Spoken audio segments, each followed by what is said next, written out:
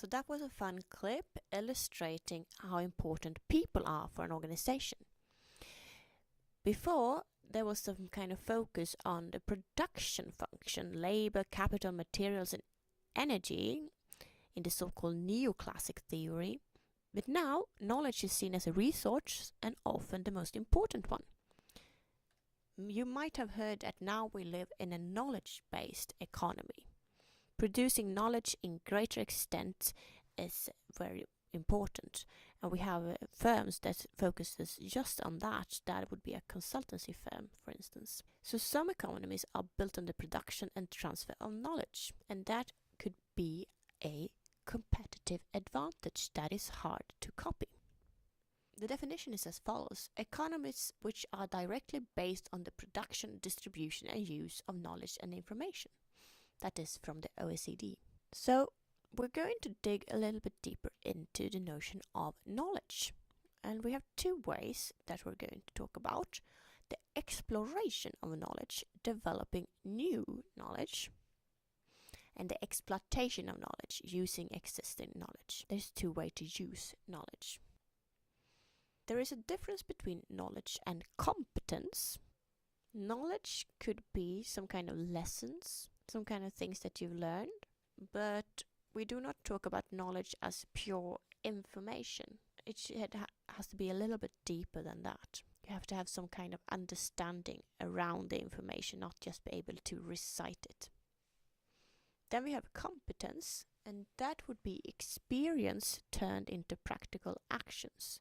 And competence is hard to kind of just read your way to, unless the competence is in reading something quick or something like that.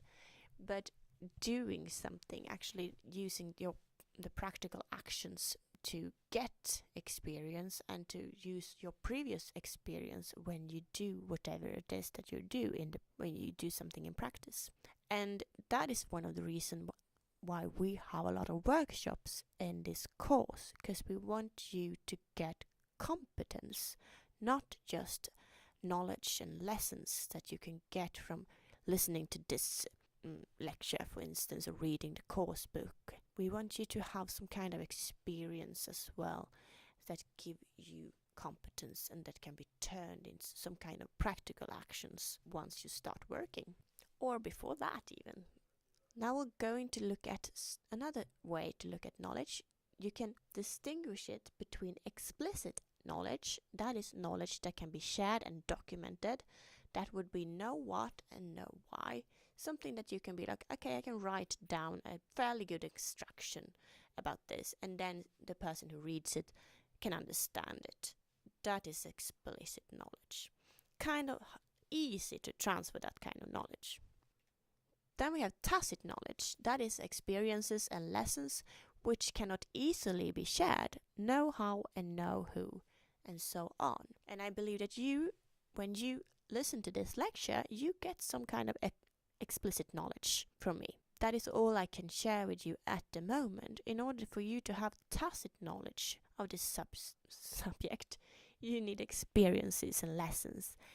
That is what we're trying to do in the workshops, to give you the tacit knowledge.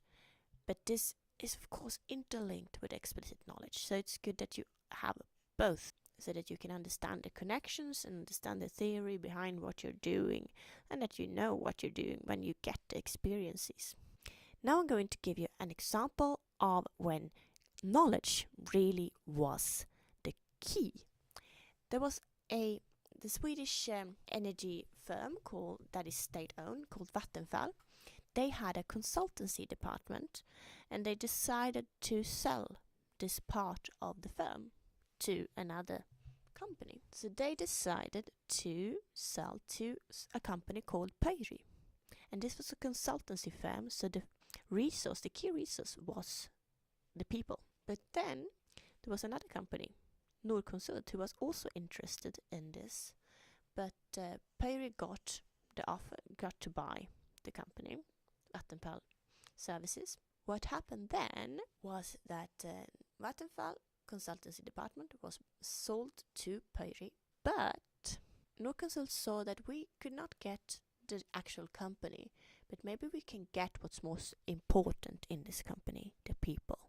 So they offered the consultants within this company a bonus of 100 Swedish kronor, which is roughly 10,800 euro, to come work for them. So they will get that kind of bonus. And these people are not slaves, you know, they're free to take another offer. So a lot of them did, 25 people did, and went to work with Norconsult. And that drove a lot of value out of this company that Perry had bought. I think this clearly illustrates how important the people are.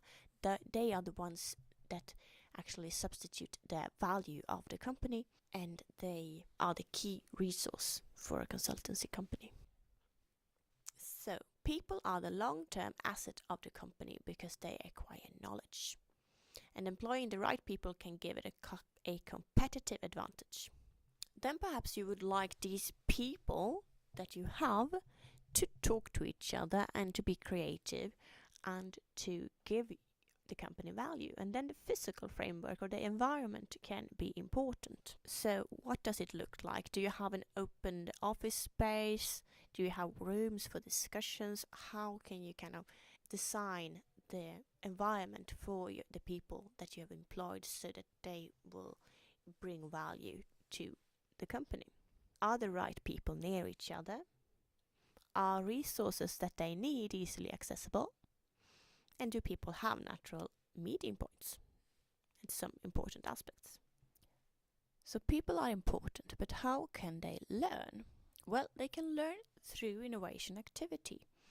If you let them participate in innovation projects, some firms even think that, okay, we need to add a fun or creative or challenging project now because we want to keep our people, so we cannot just continue with the price pressing development that we have been doing to meet the needs of the market. We need to do something creative in another way as well in order to keep people challenged and motivated and to keep them happy within our firm.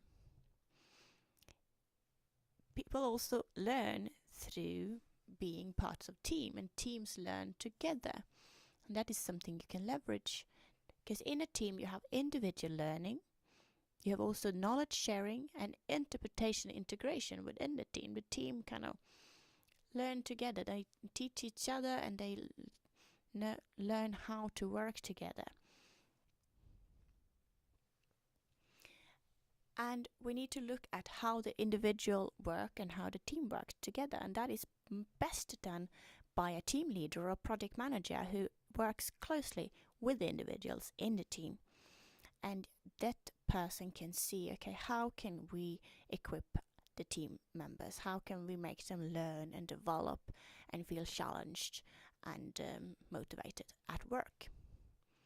And how can we make individuals collaborate together and work together in a way that improves not only the thing that we are trying to develop, but also themselves, and make them happy within their team.